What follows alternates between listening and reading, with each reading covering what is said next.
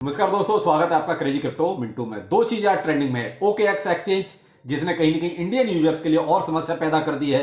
क्या इसके पीछे और एक्सचेंजों का नंबर भी है जो कहीं ना कहीं समस्या पैदा करेंगे? और दूसरा ट्रेंडिंग में है आइस नेटवर्क। कहीं ना कहीं दो एक्सचेंजों की लिस्टिंग, दूसरा कल उसका एक और इंपॉर्टेंट लॉन्च हो रहा है, उसके बारे में और मार्केट में क्या चल रहा है सबके बारे में वन बाय वन बात करते हैं। अच्छा लगे तो लाइक सब्सक्राइब जरूर कीजिए। पहले लेते हैं OKX एक्सचेंज, जिन्होंने साहब क्लियर कट बोल दिया है, बाकायदा नोटिस दिया है, सबको ईमेल आ चुका है जो लोग अभी भी OKX को ऑपरेट कर पा रहे हैं, जो भी यूज कर पा रहे हैं। तो उनका जो नोटिस है वो है आपका, देखिए मैं थोड़ा सा आपको पढ़ के सुना देता हूं। We regret to inform you that OKX is no longer provide service to users in India. बस इतना काफी है, इतने से ही सबको समझ में आ जाता है कि वो साहब अब कोई भी सर्विस प्रोवाइड नहीं करा सकते इंडिया में। इसलिए आप अपना जो भी फंड है किसी भी टाइप का, चाहे आपका वहाँ डिपॉजिट है, चाहे विड्रॉ करना, डिपॉजिट है या स्पॉट में है या मार्जिन में, जहां पर भी है, फ्यूचर में जहां भी है, आप अपना सारा का सारा पोजीशंस को क्लोज कीजिए और अपना विड्रॉ कीजिए। आपको उसके लिए उन्होंने एक टाइम बॉन्ड कर दिया है, वो है आपका 30 अप्रैल 2024 12 AM UTC। तो ये टाइम आप जरूर ध्यान रखिएगा।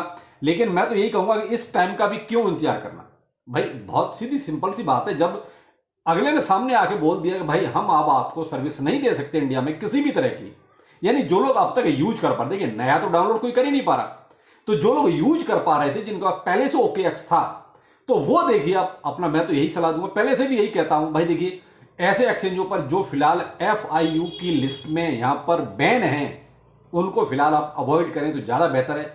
या फंड उतना रखिए जितना अगर चला जाए तो कोई परेशानी या दुख वाली बात ना रहे। अब OKX ने तो देखिए बिल्कुल क्लियर कट बोल दिया है। इसका मतलब यह हो गया कि शायद कहीं ना कहीं जो इनकी बैकग्राउंड में बातचीत चल रही थी इंडिया गवर्नमेंट के साथ, शायद वो किसी नतीजे पर नहीं पहुंच रही। कहीं ना कहीं यही प्रॉब्लम हो सकती है। देखिए अब तक इन्होंने पहले जो नोटिस दिया था वो एक KYC के लिए दिया था कि भाई अपनी जो है KYC कंप्लीट कीजिए, लेकिन कहीं ना कहीं ये इनकी पीछे बैकग्राउंड में बातचीत जरूर चल रही होगी। तो वो कहीं ना कहीं मुझे लगता है कि शायद फ्लॉप है, शायद नहीं कोई बात बन पा रही है, इसलिए उन्होंने क्लियर कट बोल दिया कि हम आपको सर्विस नहीं दे पाएंगे। तो अब मैटर खड़ा होता है क्या जो और एक्सचेंज बचे उनके साथ क्या? तो भाई देखिए जब OKX का बहुत क्लियर कट आ गया है, तो और जो एक्सचेंज हैं वो हो सकता है धीरे धीरे आपको इसी टाइप के नोटिस भेजना शुरू करें। टाइम कुछ नहीं है कि कौन कब भेजेगा, लेकिन एक अनुमान लगा सकते हैं यहां से कि साहब इन्होंने बात जरूर की होगी। कहीं ना कहीं वो रूल्स एंड रेगुलेशंस की जो बात आ रही थी वहां पर दोनों की पटरी नहीं खा रही, यानी इंडियन गवर्नमेंट और OKX एक्सचेंज की, इसीलिए इन्होंने बहुत क्लियर कट बोल दिया आप अपना फंड निकाल लीजिए। अब यहां पर बाइनेंस हो गया या और जो एक्सचेंज हो गए उनका क्या? तो मेरे भाई देखिए अभी कोई भी एक्सचेंज आके इतनी जल्दी, कई बार भाई OKX ने, मैं तो कहता हूं चलो अच्छा है कि इन्होंने बहुत पहले आके बोल दिया कि आप 1 महीने का टाइम भी आपको लगभग लगभग मिल ही रहा है। तो भाई और एक्सचेंज हो सकता है इतना पहले ना बोले, आके 1 हफ्ते ही पहले आपको बोलेंगे भाई ठीक है आप अपना निकाल लीजिए, हम इंडिया में सर्विस नहीं दे रहे। क्यों? क्योंकि कोई भी अभी यूजर नहीं खोना चाहेगा भाई। इंडियन यूजर बहुत है जो इंटरनेशनल एक्सचेंज को यूज करता है।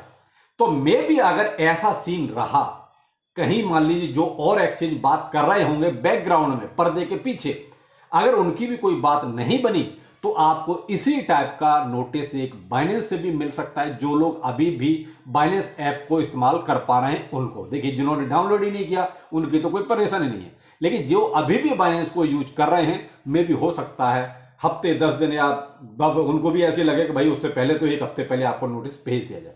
खैर जो भी है, जो होगा सामने आएगा, जैसा होगा वो भी सामने आएगा। लेकिन मैं तो आपसे यही कहूंगा कि जो 9 एक्सचेंज FIU की लिस्ट में वहां पर बैन है भाई, उनको आप मिनिमम यूज करें तो ज्यादा बेहतर है। फंड को आप अपना मैक्सिमम जो है ना कहीं वॉलेट्स वगैरह में अपना ट्रांसफर कर रखें, या जिन एक्सचेंजों को आप ऑपरेट कर पा रहे हैं आगे भी, जैसे बिटगेट है, बाइबिट है, यहां पर आप ट्रांसफर कर लीजिए जहां पर आपको अभी इजीली ऑपरेट कर सकते हैं। तो भाई अब डिसीजन आपके हाथ में है, क्योंकि एक्सचेंज उन्होंने हाथ खड़े करने शुरू कर दिए हैं। तो मुझे लगता है कि शायद इस कड़ी में अब वो एक्सचेंज भी होंगे जो अभी तक आपके सामने नहीं आ रहे हैं बोलने के लिए। तो हो सकता है आपका मेल इसी टाइप का और भी आ जाए। खैर जो भी है, आप थोड़ा सा सतर्क रहिए, क्योंकि मुझे लगता है कि शायद इतनी आसानी से बात नहीं बनने वाली किसी भी इंटरनेशनल एक्सचेंज की इंडिया में। करना यही है कि अब कहीं ना कहीं आपके सामने और कोई चारा नहीं है, आप घुमा के अब आपको इंडियन एक्सचेंजों का ही यूज करना पड़ेगा, जो कहीं ना कहीं अपने आप में पहले से ही एक समस्या है। देखिए मैंने पोल भी कराया था जिसमें आपने देख ही लिया कि क्या हाल है भाई, जो परेशानियां वो सबके सामने है। या आईएनआर में करो तो क्रिप्टो विड्रॉल नहीं है, क्रिप्टो में करो तो आईएनआर नहीं है। इनकी एक अलग ही भसड़ चल रही है, लेकिन हमारे सामने और कोई चारा भी नहीं है। तो बेहतर है कि आप जब तक यूज कर पा रहे हैं तब तक करें, लेकिन अलर्ट जरूर रहें, फंड मिनिमम रखें एक्सचेंजों पर, जिससे कि नुकसान होने के चांस भी कम रहें। तो ये तो होगी OKX की बात, और आगे क्या हो सकता है उसकी बात। अब आते हैं जो ट्रेंडिंग में है, यानी कि आइस नेटवर्क। आइस नेटवर्क ने कल एक अनाउंसमेंट किया कि हम होबी ग्लोबल, यानी जो HTX हो चुका है, यानी कि जो जस्टिन सन का है, उस पर लिस्टिंग की बात थी और वो बिल्कुल कंफर्म है। HTX ने भी इसको कंफर्म कर दिया है। दूसरा, आज इन्होंने एक और कंफर्मेशन दिया लिस्टिंग का, वो है बाइकोनॉमी एक्सचेंज का। यह एक चीज तो कंफर्म है कि ये जो आइस की टीम है ना कहीं एक्सचेंज लिस्टिंग कराने में तो माहिर है, चाहे जैसे भी हो। भाई इनका क्या फंडा होगा वो तो वही जाने, लेकिन एक चीज दिखाई जरूर दे रही कि अभी प्रोजेक्ट उतना बड़ा नहीं है। प्रोजेक्ट में ये कहो कि उतना ज्यादा वॉल्यूम हो वो भी नहीं है, लेकिन फिर भी कहीं ना कहीं टीम जुगाड़ू जरूर है, जो कहीं ना कहीं किसी न किसी एक्सचेंज पर लिस्टिंग की बात जरूर लेके आ जाती है। तो भाई देखो, अब दो ही एक्सचेंज मुझे लगता है जो इंपॉर्टेंट है वो रहेगा, वो है आपका कॉइनबेस और बाइनेंस। बाकी तो आपने देख लिया, बड़े बड़े जो भी आते हैं वो सारे लगभग हो चुके हैं। भाई अब क्रैकन है या crypto.com है, ये इनकी कोई बहुत ज्यादा इतनी ज्यादा चर्चा भी नहीं होती, ना ही बहुत ज्यादा कोई इनकी बात करता है, लेकिन मुझे लगता है इन पे भी हो जाएगा, पीछे से कहीं ना कहीं हो जाएगा, कोई बड़ी बात नहीं है। लेकिन अब मेरे लिए तो वो कहता है या सबके लिए जो है वो है कॉइनबेस और बाइनेंस। तो अब यही दो लिस्टिंग और बचती हैं। समस्या जो है ना वो है सारी वॉल्यूम की। कहीं ना कहीं अभी भी उसमें जितनी एक्सचेंज लिस्टिंग हो रही है ना उतना वॉल्यूम नहीं आ रहा है। अगर उतना वॉल्यूम आ जाए तो देखिए प्राइस बहुत इसका वो कहता है सूट हो जाए, लेकिन फिर भी यहां पर आपको एक चीज तो माननी पड़ेगी, कहीं ना कहीं प्राइस 0.0050 के आसपास आके ना एक स्टेबल हो जाता है, उससे ऊपर जाता है फिर यहां पर आके स्टेबल हो जाता है। बहुत ज्यादा कुछ नीचे जाता है तो आपका वही 4-5 की रेंज तक और चला जाता है। लेकिन अब आप वो वाला सीन तो बिल्कुल दिमाग से निकाल दीजिए जो पीछे मिनिमम गया था जब एलोकेशन हुआ था उस टाइम पर।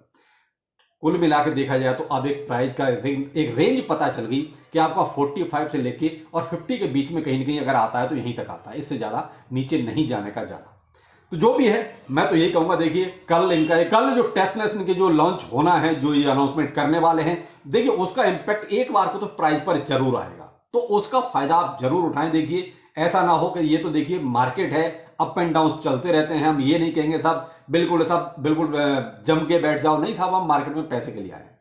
तो यहां पर देखिए बहुत सिंपल सी बात है, सभी कमा रहे हैं तो आप भी कमाइए, और एक जो कल अनाउंसमेंट होगा उसके बाद जो स्पाइक आएगा उसका फायदा आप जरूर उठाइएगा, ध्यान रखिएगा इसका, क्योंकि उसके बाद एक लंबा पीरियड है, क्योंकि अक्टूबर में जाके इनका मेन नेट आएगा, तो वहां पर फिर ये बीच में ऐसा कुछ और बचता नहीं है कि ये बहुत कुछ अलग लेके आएंगे, क्योंकि ज्यादा फिर तो मेन नेट ही बचता है। जब टेस्ट नेट आपके सामने है तो फिर मेन नेट ही बचता है, तो उस दरमियान कहीं नहीं प्राइस फिर से डाउन होना ही होना है, क्योंकि लोग प्रॉफिट बुक करेंगे, 100% करेंगे।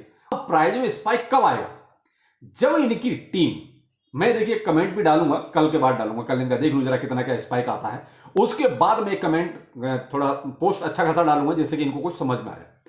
इनको कहीं ना कहीं से अब फंड अरेंजमेंट करना पड़ेगा, कहीं ना कहीं से इनको फंड जो है एक तरह से जो बड़े बड़े इन्वेस्टर हैं उनको एक तरह से कन्विंस करना पड़ेगा कि आप आइस में आइए, कुछ फंडिंग यहां पर इन्वेस्ट कीजिए, कुछ आप बाय कीजिए। बड़े बड़े लोग जो कम से कम मिलियंस में हो जाए तो एक आध बिलियंस में भी हो जाए तो बहुत अच्छा है, जो आके इसमें इन्वेस्ट करें। अगर ऐसा कोई बंदा इनको मिल जाता है, अगर ऐसा कोई इंस्टीट्यूशन इनको मिल जाता है, या इतना बड़ा फंड लगाने वाला कोई इनको मिल जाता है, तो देखिए कोई बहुत बड़ी बात नहीं है। जब ये इतनी बड़ी बड़ी एक्सचेंज लिस्टिंग करा सकते हैं तो कोई ना कोई पैसा लगाने वाला भी ऐसा मिल सकता है, कोई बड़ी बात नहीं। अगर ऐसा कोई मिलता है तो देखिए फिर इसका प्राइस जो रॉकेट होगा उसके बाद फिर वो कभी नीचे नहीं आएगा, क्योंकि फिर उसके बाद एक फोमो क्रिएट ऑटोमेटिकली हो जाएगा। अभी क्या है, प्राइस एक रेंज तक जाता है, वहां से फिर नीचे, यानी कि हम वही छोटे मोटे जो लोग हैं बस वही अपना वहां तक ले जाते हैं, वहां से फिर नीचे ले आते हैं। अब उसके ऊपर ले जाने के लिए बड़ा पैसा चाहिए, मोटा पैसा चाहिए, तो उसके लिए इनको देखिए कुछ ऐसे ही लोगों से अरेंजमेंट करना पड़ेगा, तभी इसका प्राइस एक और अच्छा एक स्पाइक पकड़ेगा। फिर एक फोमो क्रिएट होगा, फिर उसमें और इन्वेस्टमेंट आएगा, फिर बेशक वो बड़ा आदमी थोड़ा बहुत बेच के निकल भी जाए तो ज्यादा फर्क नहीं पड़ेगा, क्योंकि तब तक बाइंग छोटे इन्वेस्टर्स की बहुत हो चुकी होगी। देखिए प्रोजेक्ट है और धंधे में ये चीजें चलती हैं, आप बहुत ज्यादा सिद्धांतवादी नहीं रह सकते, क्योंकि सिद्धांतों पे धंधे आजकल नहीं चलते। देखिए बहुत स्पष्ट ही बात है, धंधे में आपको ऊंच नीच चीजें थोड़ी बहुत करनी पड़ती हैं, तो वही चीज़ें कहीं ना कहीं इनको मैं एक एडवाइस देने की कोशिश करूंगा, अगर ये कुछ समझ पाए तो बहुत अच्छा। बाकी देखते हैं क्या होता है। बाकी और तो मार्केट में देखिए एक साइड में मूवमेंट है और ज़्यादा उम्मीद ऐसा कुछ है नहीं कि बहुत ज़्यादा कोई पंप एंड डंप का सीन होने वाला है, कुछ साइड में ही अभी चलने की उम्मीद ज़्यादा लग रही है। चलिए फिर मिलते हैं किसी नए अपडेट के साथ। नमस्कार।